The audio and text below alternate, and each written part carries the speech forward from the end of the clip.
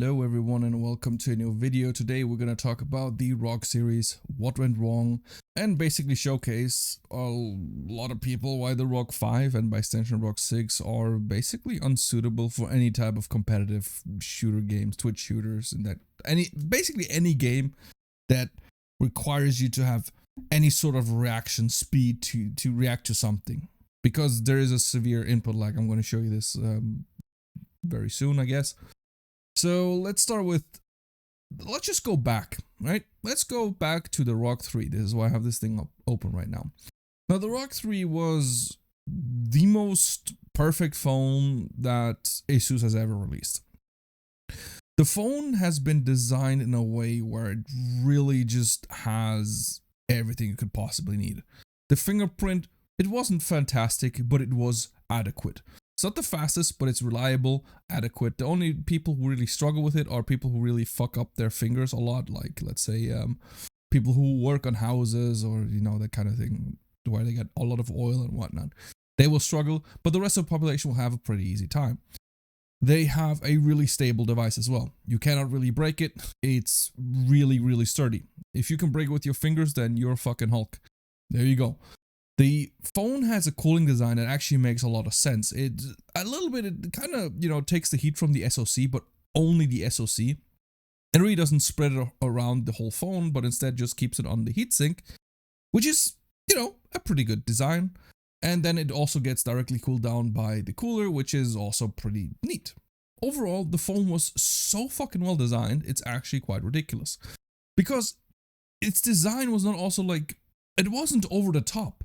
It was, you could tell it had its gaming features to it, because it had like these fine lines and this little window where you could see the heatsink, but it wasn't like screaming gaming. It wasn't screaming like, give me attention. It was just a very sleek, nice design. You would not be ashamed to use this as a daily driver. You could totally use this and, show to like people who don't do gaming at all. They would see like, yeah, that's a good phone. They would not call it edgy or anything. It was a really good design. Even Linus Tech Tips went on and said, you know what, this design is actually great. It's not like this gamer-esque, wow. It's just a really good design. Also, it had this unique port where you could have, accessories like the twin view dock. The specs were nice. The battery life was amazing. It was just such a good phone. And then later we got the redesign of Rog5 and 6, and people like me are obviously wondering what the hell happened, because this Rog3 was catered towards gamers. Everything about this Rog3 was catered towards gamers, but also made usable as a daily driver.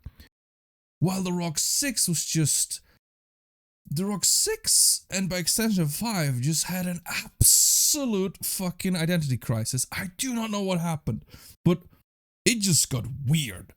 Now, the very first thing we notice right now is when you look at this design, you see that the SoC is in the middle with some graphite sheets and a vapor chamber is usually below the screen. And then you have these two batteries, but there's no structural integrity onto this design. As we have seen with the Rog5, it really just breaks like a Kit Kat. It's super easy to bend.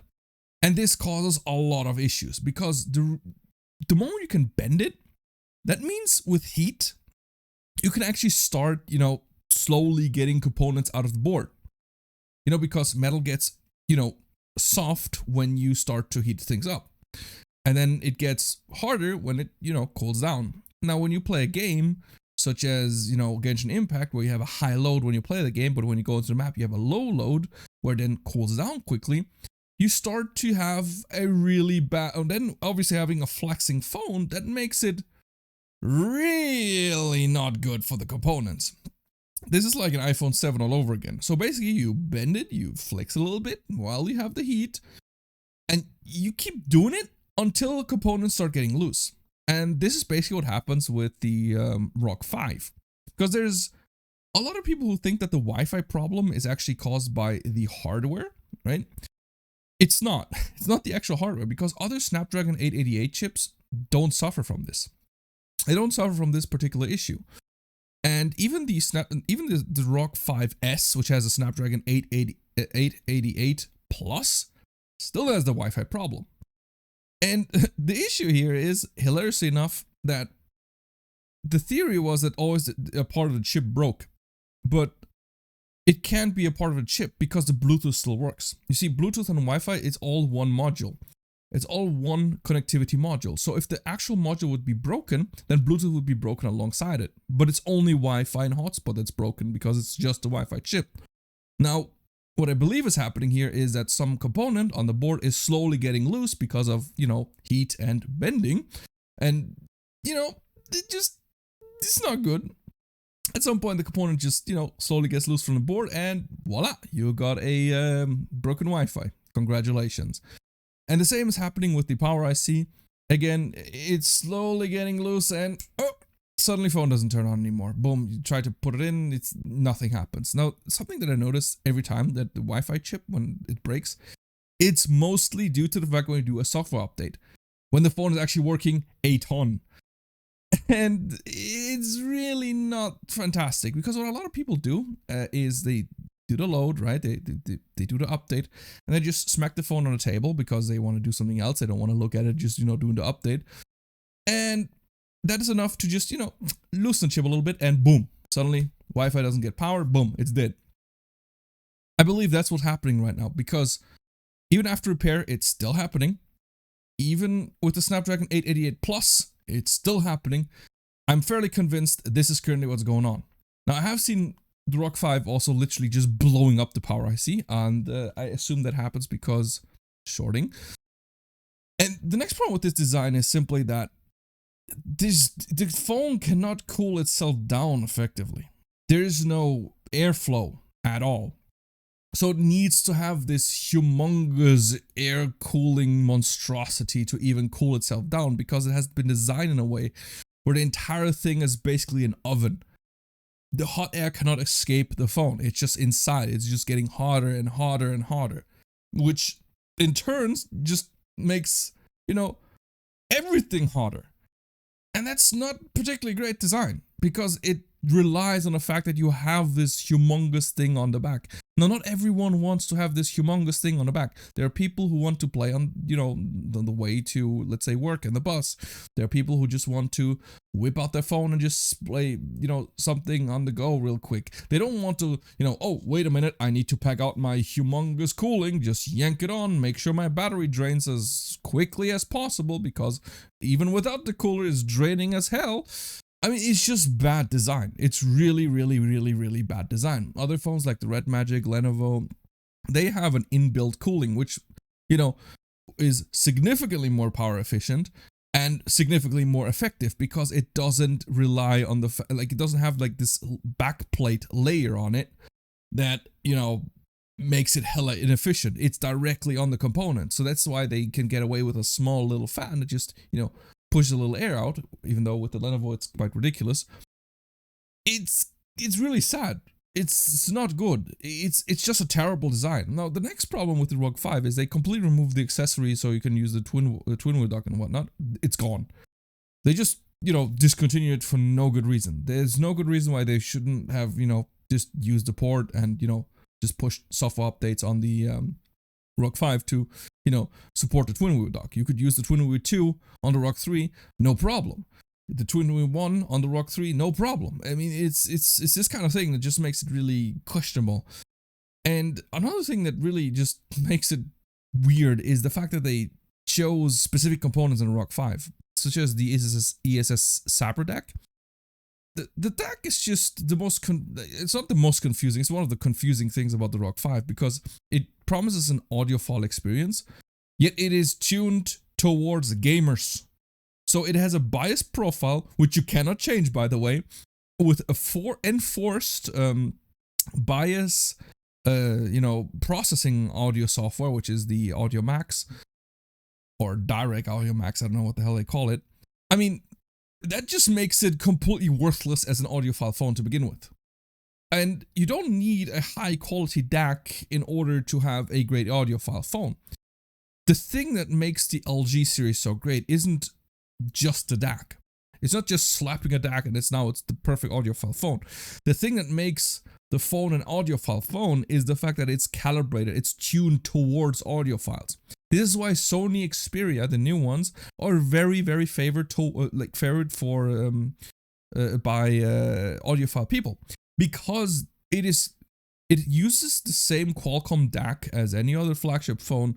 However, it is tuned towards, neutral, good, clean, great sound, and most audiophiles will easily prefer the Sony over the Rog5 because the Rog5 is just not a great audiophile experience. And it's strange to me because it's not even supposed to be it, yet they market with it. It's obviously a gaming phone, so it makes sense to tune it towards gamers. But why market it as an audiophile phone? It makes no sense. The next thing that just makes absolutely no sense on the Rog5 is the fact that the display has a permanent motion chip.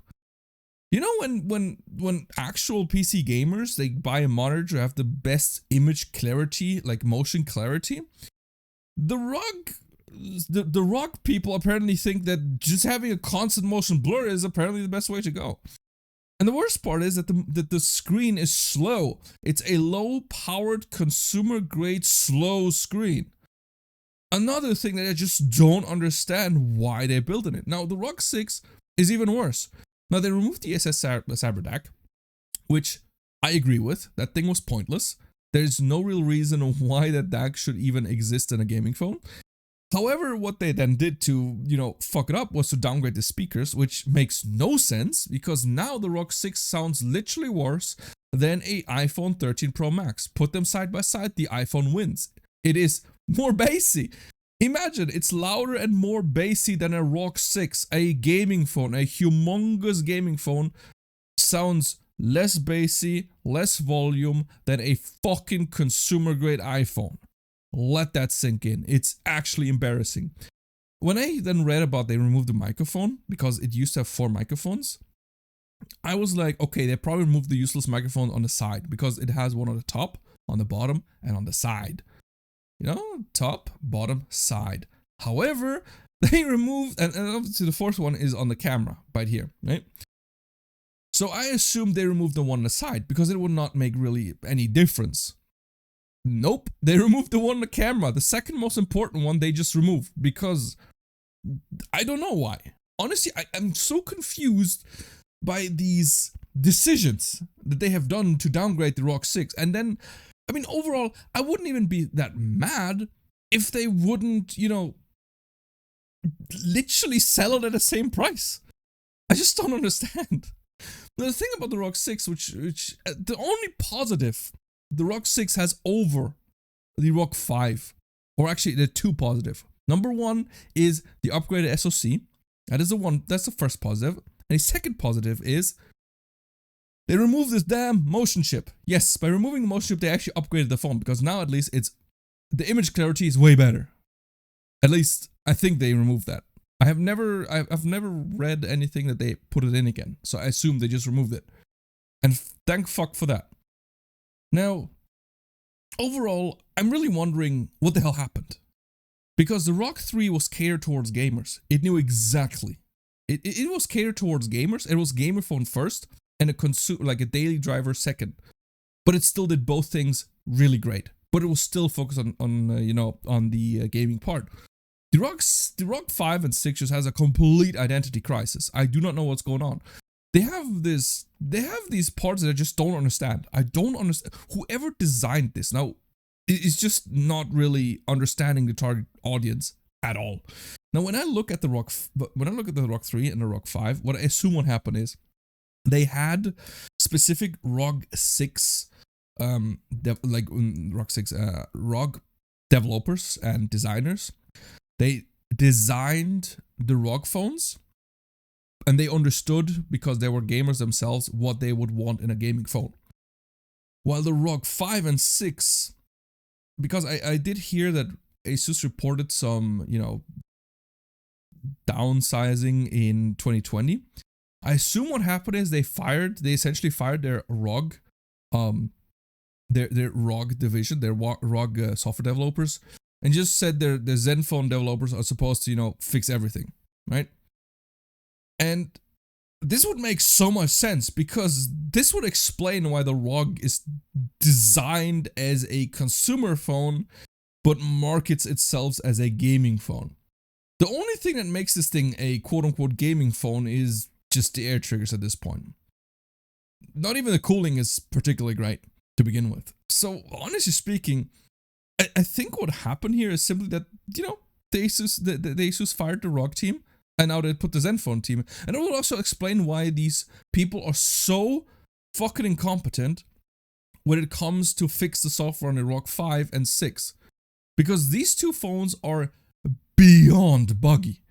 And they're still buggy. Like the Rog5 has been like on the market like almost 1.5 years now, and it's still a buggy shit show. I honestly think the Zenfone developers are just completely, you know, overloaded with this. They have no idea what, they get the source code just smacked in the head and be like, okay, deal with this. And they've never seen it before. They're like, okay, what exactly am I looking at here? That's what I think is happening right now. And this is why I think the ROG series might just completely die out. I really think because Asus has abolished the Flip, which was one of the more unique phones, Zenfone Flip. I think they're going to do the same with the ROG series. I really don't see, because the sales on the ROG series it's still there, but I don't really see that being that high, and more people are getting really upset. So it's not particularly great right now. The ROG series really don't sit in a good position right now. And as long as this, you know, bad design keeps happening, I think the ROG will just die out at this point. It has... There's no real reason why I should buy it over any other gaming phone. There really isn't. I mean, the Lenovo is just flat out the best gaming phone you can get, followed by the Black Shark, and then you got the two, you know, the Red Magic, which is a gaming phone only. It knows what it is. It's buggy in terms of, you know, using it as a daily driver, but as a gaming phone, it just works. It's just insanely good as a gaming phone. The Rog6 is just not particularly good at anything. It's pretty bad, in fact. It's not even particularly good as a daily driver, which is not particularly great. Now, let's go to this interesting part where I basically showcase why the display is a problem itself, because a lot of people think that the Rog5 has a you know, quote unquote upgraded display over the Rog3. Now, something that I need to notice right now, the reason the screen of the Rog3 had color banding was not because of the screen itself, it's because Asus has completely mishandled it. And I have proven that already countless times at this point, that if you calibrate it properly, it'll look great. Custom kernel, whatnot, people know about this, nothing new. However, in terms of gaming, the Rog3 display is far superior to the Rog5 and the Rog6. Simply because the E4 panel, which is used in both phones, in the Rog5 and 6, is just a low power, consumer grade, slow display. It has severe input lag and is very unsuited for any competitive gaming. And I'm going to show you guys right now why. Now, immediately when I saw this, again, I mean, I see this, it already reeks of, you know, input lag. You could see it quite significantly. Now, this video is probably more towards normals, like normal people, because I'm pretty sure every competitive, like every high skill competitive FPS mobile gamer immediately saw this and went like, nah, fuck this phone. And people who are not as, you know, competitive but want to be whatever, they don't see it yet. And people who are just casuals at all, they probably don't see it at all. Now, when I play this video right here, and we just ignore the FPS drops because the phone really doesn't even have stable frames, which I don't know why. This is still a mystery I'm trying to solve, because I can see it's not because the clock speeds are dropping or anything. It's still pretty high clock speeds. I'm legitimately not sure what's going on here. Now, let's just go ahead and play this video.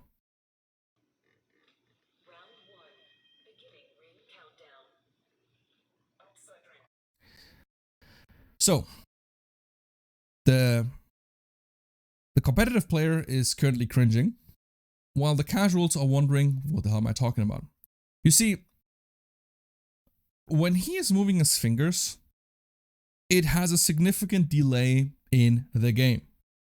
Now, it's not something casual people will see, because they're not used to this high refresh rate, high speed, you know, high FPS kind of thing. So let's just go ahead and put this on a speed of 0.25%. What we'll notice is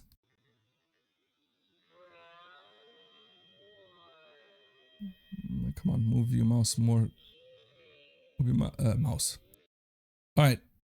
As we can see right there, he moves his finger, but it's a slight delay until the model actually moves. Now, this is something I immediately see with my naked eye at full speed. A lot of people don't. Now, he moves his finger, and it takes a while to adjust to it. Again, this isn't something as a casual player you'll see, but as a high skilled player that is really has to scan all the time and whatnot, this becomes insanely annoying. Actually, deal breaking annoying. To make this, to prove that this is on all games, that this is just the Rog6. Here is Call of Duty Mobile, another game.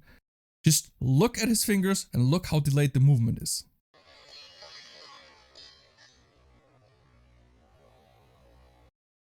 That is just embarrassing. That's not okay. That's not great for a gaming device at all. That is significantly delayed and is unacceptable as a competitive Twitch shooter gamer. This is an absolute deal breaker already. And I was wondering why I didn't find a lot of Call of Duty mobile games and whatnot and on the Rog5 and 6, but I found a lot on the Rog3. The reason being this. People who usually stream it are insanely high skill cap. They saw the panel, they were like, yuck, and they didn't bother with the phone anymore. They returned it. It's a deal breaker. Now let's just take the red magic. And again, I'm going to play at the same speed. And as we notice here, it is basically instant. It's almost instant. This is significantly better. This feels so much better to play than the Rog6 by a huge margin. Again, whoop, whoop, whoop. This is basically instant. And the same can be seen here on the Rog3, which again, whoop, it's instant. It's basically instant at this point. The input lag is significantly lower on these Tianma panels because these panels have been designed, have been created, have been pushed out of the manufacturer to be gaming panels. They're not focused on high brightness, they're not focused on low power, they're not focused on, the best image quality ever. They are simply focused on the lowest possible input lag to give you a competitive advantage over other people. So this already in itself is the reason why you don't really see a lot of, high skilled players using the Rog5, 5S or 6 because it is not a suitable phone for this type of game. If you have a high skill cap, it is the most annoying thing ever to deal with, the high input lag. And this is the reason why iPhones have been always more popular towards higher tier gamers, not only because you can stream way better, but the panel is more responsive than most Android phones. And that's because the most Android phones are actually using, Samsung panels, which are generally just slower. And this is why you see these red magic and whatnot, you see them way more, being way more purchased and actually used in the mobile gaming community, especially in China and whatnot, where they're very competitive because they cannot accept this humongous input lag in Rog6. Now, a lot of casuals obviously will say, well, it doesn't matter to me, and that's fine. That means you're just a casual player. That's fine. You can be casual. It's totally fine. If you want to play Genshin or, other games that don't require responsiveness and whatnot, that's fine. That's absolutely, if you want to, use the device as mainly a daily driver and do casual gaming, that's fine. if it wasn't for obviously the problem that the power IC, all that kind of bullshit there with the stupid ass phone, the reliability issues. And I also get this stupid, every time when I talk about it, oh, just put a case on it. Just put a case. Just put a case to protect it. Every time I hear that, I just want to vomit, because not only are you just throwing away the aesthetics of the phone, but you're also throwing the cooling away. How do you want to cool the phone down with a case that actually protects the phone? You can put this, weird,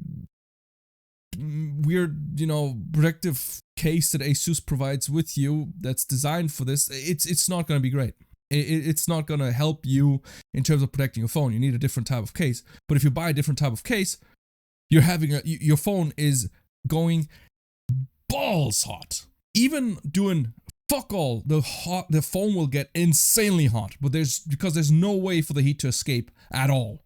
Because normally when you at least hold it without a cover, your hands will absorb the heat. But if you put it in a case, there's nothing you can do to put the heat away. This is why you see in the forums a lot of people complaining about absurdly high heat when just watching YouTube. They will see like 40, 50 degrees because they just watch YouTube, because they got a case that protects their already fragile phone.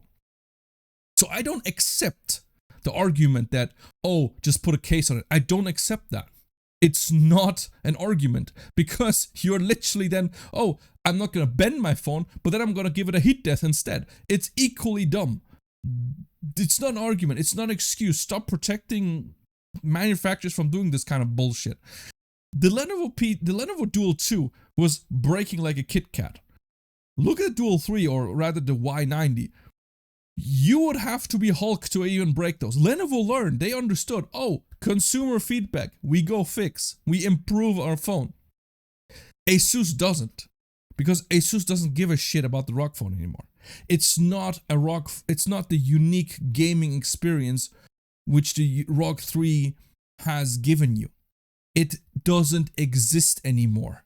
It's gone.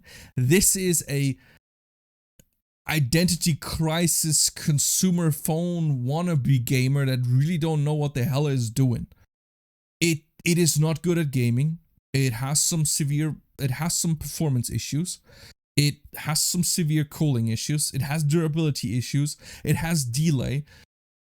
The speakers are downgraded to hell. I mean, there's nothing about this phone that makes any gamer, especially for the price tag, happy. This Rog5, 5S, and 6 have been completely misdesigned, completely missed the mark, and are honestly unsuited to be marketed as a flagship gaming phone, because they're not. They are more towards daily drivers now, with just being able to game rather than an actual gaming flagship. It's certainly no Red Magic. It's certainly no Black Shack, and it's most certainly no Lenovo Y90.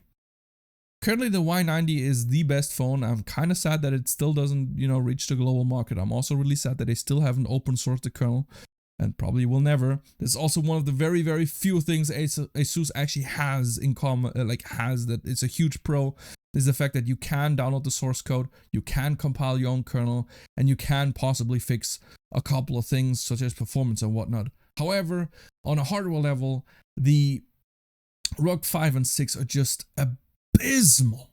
It's just so sad to see this happen. And obviously, I still hope, because I like ASUS as a company. Don't get me wrong, I really like ASUS. The reason I'm so critical about this is because I'm very passionate about it. I know ASUS can create insanely good product. I mean, look at the ROG3. It's just, it's such a good phone. I would have liked to see, a ROG3 Plus, basically, with maybe quad speakers, bigger speakers or something, or more efficient, SoC, or just something really cool, maybe new accessory, like instead of this mobile dock where you just have to plunk it in, you have like a cable or something, that another type of dock, or just anything really, more awesome, that just more creative stuff that ASUS could have put out. I mean, I use a lot of ASUS products myself. Like the screen that I'm using right now is the 280 Hertz excellent. That's absolutely excellent.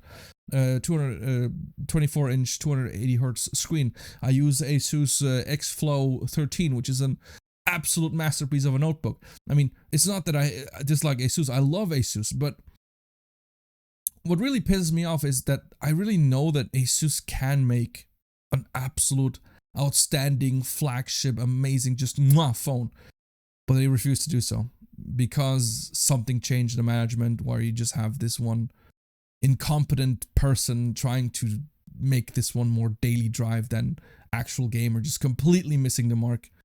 And I just find it sad, really. So this was my rant about the Rog5 and Rog6. And yeah, I hope you learned something, and until the next.